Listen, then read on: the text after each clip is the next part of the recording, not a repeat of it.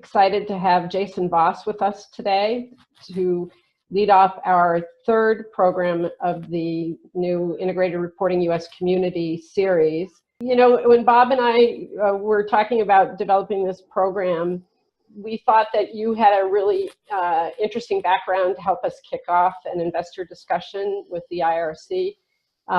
First of all, because you were part of the Framework Committee, but also because of your background as an investor. And as I mentioned in the introduction, you worked at the Appreciation and Income Fund, which outperformed the market and had lower volatility. And I know you have a strong philosophy and experience behind that, so I'd love to hear about your point of view based on your investing experience. My background, I was portfolio manager of the Davis Appreciation and Income Fund, as you indicated, and my process and our firm's process was very research oriented. So obviously we're active managers.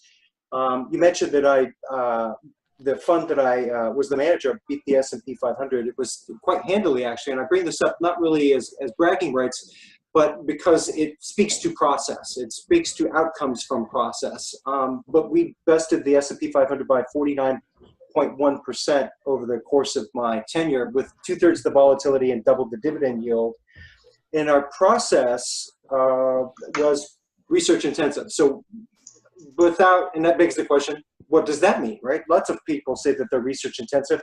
In my experience, not, but that would be a major digression for me to share with you anecdotes of firms that say they do research, but in my experience don't.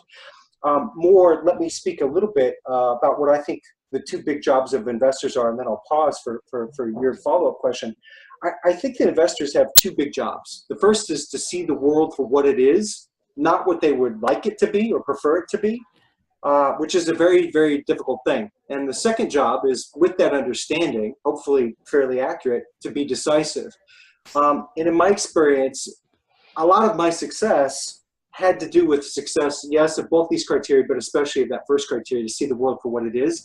And in my opinion, integrated reporting, and one of the reasons I'm involved, and as you mentioned, I serve on the framework panel for the IIRC's board. One of the reasons I'm involved is because I think that integrated report is a much better navigational tool to get to that and solve that first problem, to see the world for what it is, not what you prefer it to be. So what about the world drives you to say that integrated reporting is a critical piece of this, or a critical part of our ecosystem? Yeah, well, here I'm going to compare and contrast to standard sort of FASB or GASB or whatever accounting standard investors may normally rely upon. The first thing is, as an investor, I consider the income statement essentially to be a stakeholder list, ordered from most important to least important. Now, that's highly unusual. I was very frequently a shareholder in these businesses, but considered myself last. And would evaluate the income statement from the revenue line to the supplier line, cost of goods sold, to the employee line, of course, which is SG&A, to the marketing line, so on and so forth, on down to governments, which are captured in the taxation line. And that viewpoint led me to consider different forms of capital. And I hope everybody on this today knows that an integrated report begs this perspective. But then it goes one step further, because the income statement is capturing stakeholders that the business acknowledges, that it has relationships with, but it still exists within a vacuum. And so let me give you, if I may, one example of what a standard set of accounting tools does not capture. Put aside the fact that you believe in global warming or not, imagine it's real just for the sake of argument. And sea levels rise. Well, that's great news for engineering firms that build seawalls. And as an investor, you would want to invest in the seawall manufacturer because you may stand to benefit. But from the perspective of the overall economy, it's a disaster because it results in misallocated capital for an activity that, if we controlled the outputs, not the outcomes, but the outputs of other businesses, reduce the pollution, reduce global warming, then we could allocate the capital to other more serious and pressing problems. An integrated report provides a framework and a discussion about these external capitals. I'll give you one other example real quickly, and then let you please follow up. I, as an investor, hated companies where I could not see all of the capitals on the balance sheet. And that's most companies. Every company leaves off human capital, for example. It's not right to capitalize human labor from the perspective of a normal accounting report. But if a grocery store is earning 1.8% margins, which is average for that industry, set aside Whole Foods for a minute, but 1.8% is about average, I would say they're actually losing money. And they're actually earning negative returns on capital, even if you can demonstrate that they're earning positive returns on capital, because they're very labor-intensive businesses, and the human capital is left out of the equation entirely. They get paid, but you can't look at the balance sheet and see that capital there. And so I never liked businesses where I couldn't get transparency into the capital. And I guess one other quick example is intellectual property, which is a classic, and FASB's been trying to solve that for a long time. So as an investor, this was part of my process, is to bring to bear intellectual firepower to try and understand the total capital the business was using, and was it really earning returns on capital, or was it really benefiting from the fact that many forms of its capital were invisible. So that's one way in which an integrated report, in my opinion, is superior. So, this brings up a very important distinction, and one that I didn't fully grok, I will confess, until I got involved with the framework panel. And when I was initially asked to join the framework panel, it was because people knew that I used accounting statements, right? The Financial Accounting Standards Board's GAAP statements in my analyses, and was quite on the record about their import. But what I have come to learn and to understand is that accounting statements are not really statements for investors. They're statements for the business, they're statements for regulators. And let me highlight very quickly why I say they're not statements for investors. They've been borrowed by investors, they have been used by investors, but by definition, they are recording and logging things that occurred in the past, but investing and its results unfold in the future. They're not prospective in nature, they are retrospective in nature. And is there useful information? Yes, to the degree that you think those past facts as recorded will repeat themselves in the future. They can help answer some important questions. They can help you evaluate report card fashion whether or not management can actually execute on their strategy, but they themselves don't directly address several important things that investors need to understand. One, strategy, right? Very rarely does management talk about its strategy in any meaningful way in the financial statements. Sometimes they do in the annual report. Rarely, though, in my experience, are they really giving you comprehensive coverage in the nitty-gritty of how they plan to execute it. And a smart investor will ask management that question, or they'll try and excavate that information through open sources if they can. And I've said, and I did a paper for a Swiss accounting journal a couple of years ago, and I said that FASB statements are like conducting an autopsy to predict the health of an individual going 5 years forward. Now, that's ridiculous, right? The person you want to have the conversation with is the physician who just conducted a physical, or a nutritionist who can evaluate the quality of the inputs into this ecosystem, if you will, and such that they could intelligently evaluate the prospective nature of this ecosystem or organism. And an integrated report is totally different. It is in consideration of multiple time frames. And as an investor, I used to ask, one of my questions of management was, what's your time-weighted duration of your mindset? Like, as you look at the business, where do you find your mind orienting toward? Like, what time frame? Is it 6 months? Is it 3 months? Is it 7.2 years? Is it 10 years? And I was a long-term investor. My turnover in my portfolio was around 15%. So that's a low turnover. I wanted management to have an equally long time frame. Well, guess what? The integrated report demands of businesses that they consider multiple time frames. So that's one huge difference and one big distinction. I can make others, but want to leave it for you and the group. But the summary is, a financial statement is not a statement for investors. It's a statement for other decision makers and other folks, but it's definitely not a statement that's designed for investors. Told me the story about going into companies and saying, what kind of investor do you want? Yes. And what you're saying is, I'd love to hear kind of that perspective. That about companies looking for the right investors that care about the things that they care about. Yeah, and that's a great question. And it goes to my very first Roman numeral bullet point, or Roman numeral point to begin, which is the first job of the investor is to see the world for what it is, not what you would prefer it to be. Well, wouldn't it nice then to invest in businesses that have an alignment with your interests and the way you see the world as well?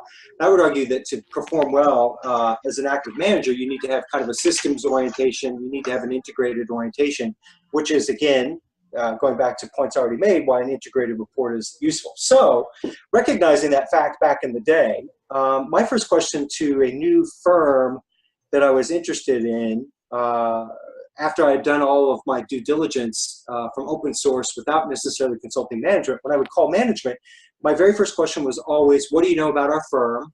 And then semicolon, after the semicolon was the follow-up, which is, and what do you consider to be an ideal investor?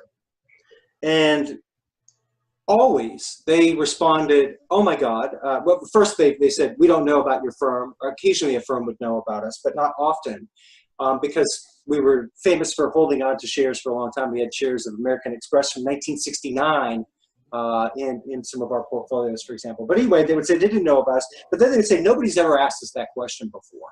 And I would say, okay, well then spend, I'll give you a couple minutes to think about it. What is your ideal shareholder? And guess what they never said? They never said, oh, somebody who punishes us for missing earnings by a penny, or beating the street expectation, which may be higher than management has actually revealed to the street, not making that number. Or not surprising, right? We actually delivered what the street wanted, but we didn't surprise. They never said that. They never said we wanted an investor who had a 3-month perspective.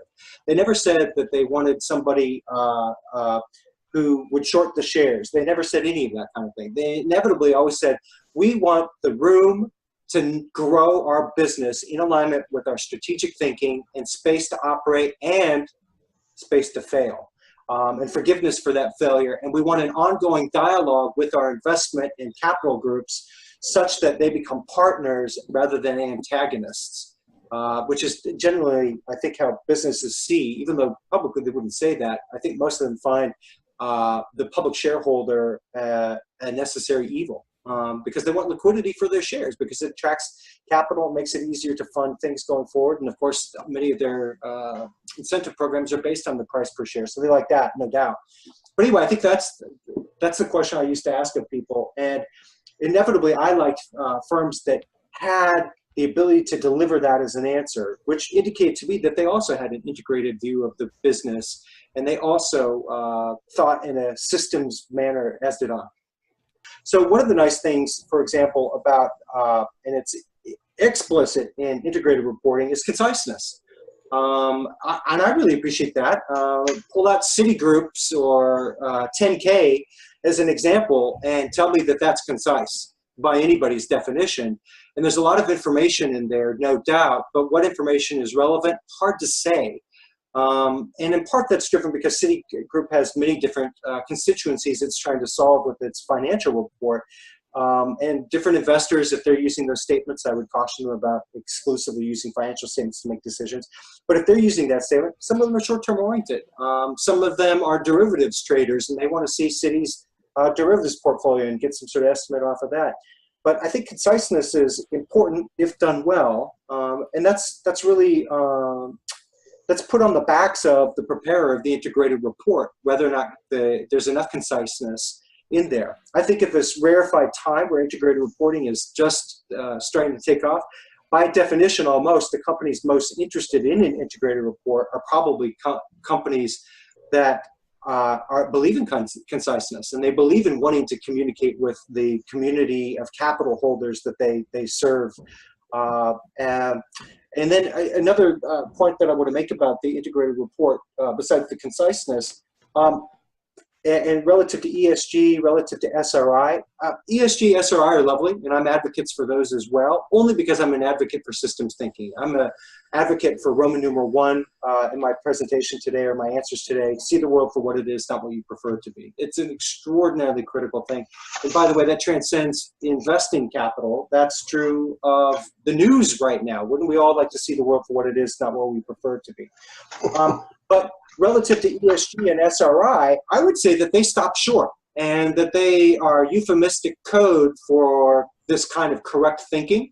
And it tends to be the case that if you're interested in the environment, if you're interested in social issues and you're interested in governance issues, you're interested in sustainability, you're interested in responsible investing issues, gee whiz, Walligans, golly gee, it also turns out you're also interested in systems thinking.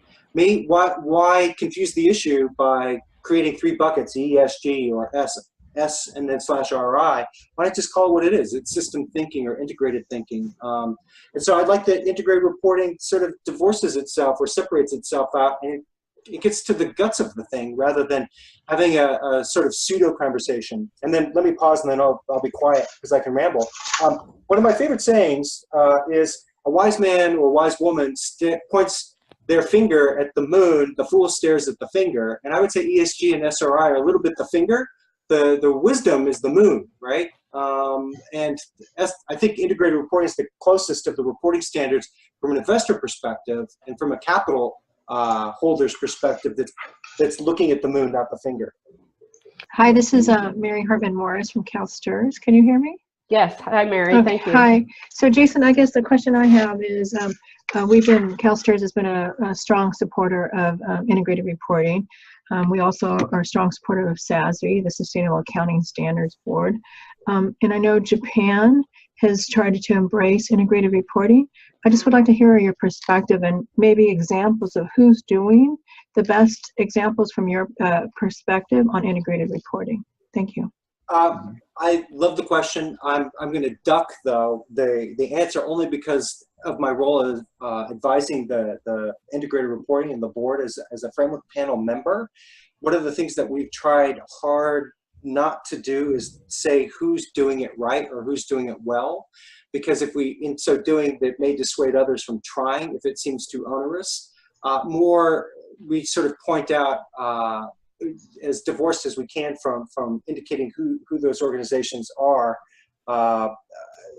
what those are, and the IIRC's website has examples of that. So I just want to jump in and kind of give a quick plug for what we're doing with our community. There are many things that have to happen around the ecosystem, but we have started a list of integrated reporters.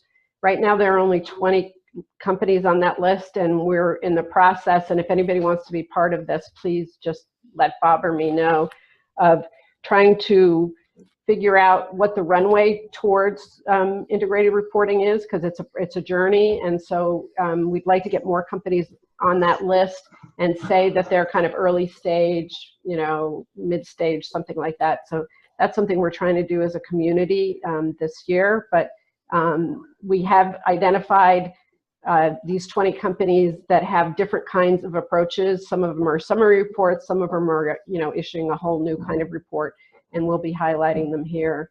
That's the little piece of it that we're going to try to do. And we will try to do more of these ecosystem meetings as well. So please keep all ideas about programs and what we can do as a community flowing. But thanks again to Bob. Thanks, Jason, for joining us, and we hope we see you again sometime soon.